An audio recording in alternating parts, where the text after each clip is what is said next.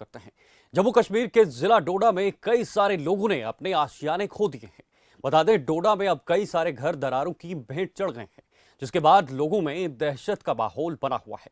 तो कैसे इस इलाके में दरारें लोगों के मुसीबत का सबब बन रही हैं और प्रशासन इसको लेकर कितना सतर्क है, जानने के लिए देखें हमारी खास रिपोर्ट।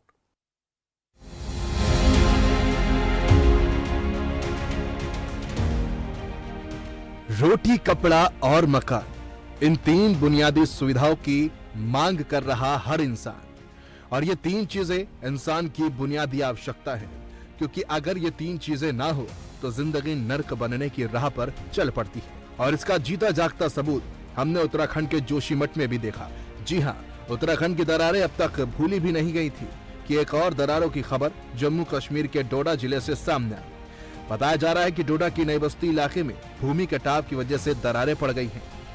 मीडिया रिपोर्ट्स के मुताबिक अभी तक 20 घर, एक मदरसा और एक मस्जिद पूरी तरह से क्षतिग्रस्त हो गए हैं। इतना ही नहीं, घटनास्थल के आसपास भी लगभग 100 घरों में नुकसान पहुंचने की संभावनाएं जताई जा रही हैं। इस पूरे मुद्दे पर हमारे सहयोगी और जम्मू कश्मीर के ब्यूरो चीफ जावेद अहमद ने जियोलॉजी के प्रोफेसर डॉक्टर युद्धवीर सिंह से खास बातचीत की, जिन्होंने अपनी टीम के साथ मौके का जायजा भी लिया। डॉक्टर साहब, आपका स्वागत है खबर फास्ट में। आप बिल्कुल तारुफ के मोहताज नहीं हैं। आपने बजाते खुद, आपको मालूम है कि ठाठरी के नई बस्ती इलाके में वहाँ पे कुछ वावेला मचा था और कुछ मकानों में, करीब 21 मकानों में बताया जा रहा है कि दरारें पैदा हो गई थी और लोग खौफ और दहशत में फैल गया था उधर। तो क्या कहना चाहेंगे, थोड़ा सा तफसील के साथ जानना चाहेंगे हम डिटेल में कि वहाँ पे हालात आपने जायज़ा क्या लिया और क्या देखा आपने वहाँ पे? जावेद साहब, ऐसा है कि एक चीज़ मैं आपसे क्लियर करना चाहता हूँ, जो आपने उसमें वक्तव्य में शुरू में ही बताया कि हमें इसको जोशीमठ की तरह नहीं समझना चाहिए। जोशीमठ और नई बस्ती ठाठरी में जो सिचुएशन है और जो सिनेरियो है, जो कंडीशंस हैं, वो दोनों डिफरेंट हैं। बिल्कुल। और जोशीमठ एक बहुत बड़ा हैमलेट है, एक बहुत बड़ा टाउन है। उसके कंपैरेटिवली ये जो टाउन है, ये छोटा सा एक टाउन है। और उस एक छोटे से टाउन की अगर मैं बात करूं, जो एरिया इफ़ेक्टेड है, मैं आपको वीडियो और फोटोग्राफ में भी दिखाऊंगा कि भाई कितना सा एरिया जो है वो इफ़ेक्टेड है। अगर हम इसकी जो हमने मेजरमेंट जो की है, रोड लेंथ के हिसाब से चलें तो 150 मीटर के आसपास जो एरिया जो है, जो हमारे बाकी जो साइंटिफिक टीम्स हैं, उन्होंने भी इसको डिमार्केट किया और हमने भी उसको फिज़िकली वहाँ देखा, जिसमें जो डैमेजेस हुई हैं, और उसके अगर दोनों तरफ चले हम तो कोई डैमेजेस नहीं है। और ये जो है, इसको हम जोशीमठ की तरह सिंकिंग जोन कह दें, ये बिल्कुल गलत है।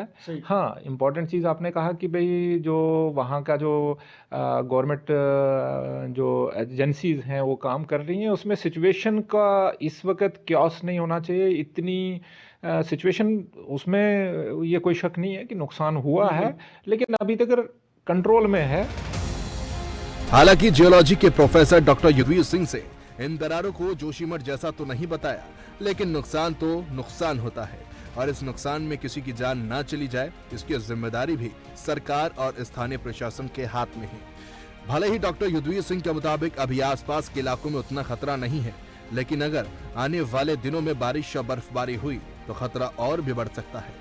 साथ ही उन्होंने सरकार और प्रशासन को हिदायत दी है कि समय रहते इसको संभाला जाएगा, तो आने वाले समय में खतरे में इजाफा होने की कम उम्मीदें हो सकती हैं। एक चीज़ मैं आपके थ्रू बताना चाहता हूँ, एज ए रिसर्चर जो हमने देखा है, वो इम्पॉर्टेंट चीज़ क्या है कि इस वक्त इमीडिएटली और थोड़ा सा प्रोएक्टिव होना चाहिए गवर्नमेंट को। और जो रोड्स हैं वो PMGSY के हैं या टॉप पे, उस गांव के टॉप पे जो रोड जा रहे हैं, उन रोड की ड्रेनेज पे थोड़ा सा फोकस करें। ये कंडीशन इस वक्त जो है, ये अगर रेनफॉल आ गया, अगर थोड़ी सी भी रेनफॉल, अगर पानी वहाँ इसमें एंटर हो गया, तो ये एक लैंडस्लाइड की शेप ले लेगी, वो बहुत बड़ी लैंडस्लाइड। और उस वक्त जब ये लैंडस्लाइड की शेप ले लेगी, फिर जो सराउंडिंग के जो स्ट्रक्चर हैं, मकान हैं, उनमें भी प्रॉब्लम होने के चांसेस बन जाते हैं। तो इसको यहीं पे अगर कंट्रोल कर दिया जाए तो सिचुएशन को वर्स्ट होने से हम बचा सकते हैं और पैनिक होने की ज़रूरत ही नहीं है। यहाँ क्या हुआ है कि देखिए, डिस्प्लेसमेंट जब कोई मूवमेंट होती है तो मूवमेंट के साथ चीज़ें नीचे की तरफ आती हैं और उसमें जो भी स्ट्रक्चर होंगे उनमें फ्रैक्चर, क्रैक्स एंड इस किस्म के ये चीज़ें होना लाजमी है। इसमें कोई नई चीज़ नहीं है। आप किसी भी एरिया में चले जाएं जहां मूवमेंट हुई होगी और मूवमेंट होने के बाद इस किस्म की डिस्प्लेसमेंट हुई होगी तो वहां तो ये चीज़ें आएंगी। इस बीच ब्यूरो चीफ जावेद अहमद ने जियोलॉजी के प्रोफेसर डॉक्टर युद्धवीर सिंह से वहां की ड्रेनेज सिस्टम और आम लोगों की मुख्य जिम्मेदारियां क्या होनी चाहिए उस पर भी सवाल किया कि आखिर पहाड़ी इलाके में इसका धंसाव किस पर कितना असर कर सकता है। सर, मैं एक बात यहाँ पे ऐड करना चाहता हूँ, क्या लोग भी किसी हद तक जिम्मेदार है कि छोटा सा जो ड्रेनेज सिस्टम है वो थोड़ा सा निकल के, क्योंकि पहाड़ी इलाका है, ढलवान है, तो उस वजह से भी थोड़ा सा हो सकता है। देखिए 2-3 चीज़ें इसमें मैं आपको ये बता दूं कि इसमें ह्यूमन इंटरफेरेंस का सबसे बड़ा रोल रहता है। वो आप छोटे लेवल से ड्रेनेज से चलें या किसी भी चलें, आप अगर उस नई बस्ती को देखें तो वो स्लोप जो है वो वेरी करती है 60 से लेके 81 डिग्री के आसपास में, जिसमें ये सारा हैमलेट जो बसा हुआ है, ये जो घर बने हैं, स्ट्रक्चर बने हुए हैं, इस किस्म के स्ट्रक्चर इस स्लोप पे स्ट्रक्चर्स बने हुए हैं। तो स्लोप में नीचे बेडरॉक दिख रही है, ऊपर टेरिस डिपॉजिट्स हैं जिसमें कंस्ट्रक्शन हुई है। तो हम ये कहें कि भाई लोगों का इसमें कोई रोल नहीं है तो ये गलत बात है। जियोलॉजिस्ट की माने तो प्रशासन को फिलहाल मुस्तैद रहने की जरूरत है ताकि ये खतरा आगे न बढ़े।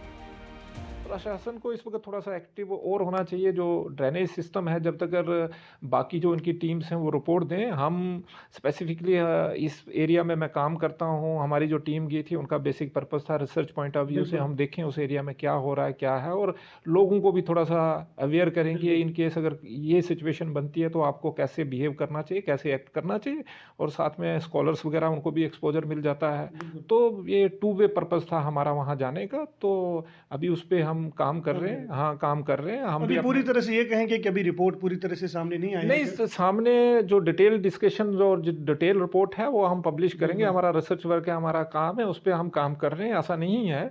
लेकिन देखिए जो भी जियोलॉजिकल टीमें वहाँ गई है तो प्रीव्यू पर्सपेक्टिव और जो एनालिसिस जो है वो सेम रहेगा। ऐसा नहीं है कि वो कुछ और कह देंगे, हम कुछ और कह देंगे, ऐसा नहीं होता है। डॉक्टर साहब, जाते जाते अपने दर्शकों को मैसेज, जो वहाँ पे लोग रह रहे हैं या इस तरह की सूरत हाल कहीं पे पैदा होती है, स्थिति पैदा होती है, तो आप क्या मशवरा रहेगा लोगों? देखिए मेरा ये मैसेज है, जो हमारा पास्ट एक्सपीरियंस है, इस पे 20-25 साल से जो हम लैंडस्लाइड पे काम कर रहे हैं, तो मेरा मैसेज है अगर इन केस बारिश आ जाती है तो उसमें 2-3 चीज़ें जो हैं, वो जो पॉपुलेशन है सराउंडिंग में जो रह रहे हैं लोग, उनको ऑब्जर्व करना पड़ेगा। अगर उनको लगता है कि उनके मकानों की तरफ फ्रैक्चर्स या इस किस्म के वो डेवलप हो रहे हैं तो उनको इमीडिएटली वहाँ से अपना ये जो है अपनी लाइफ बचाने के लिए विकेट करना चाहिए।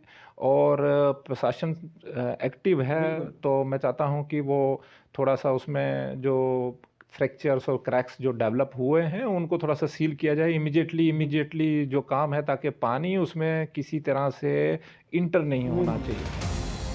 गौरतलब है कि जियोलॉजिस्ट की टीम ने मौके पर जाकर हालातों का जायजा तो लिया, लेकिन प्रशासन उन बेघर हुए लोगों को बसाने के लिए क्या कुछ इंतजाम करेगी और आने वाले समय में ये दरारें जोशीमठ जैसे हालात पैदा ना करे, इसके लिए सरकार के पास क्या खास प्लान है।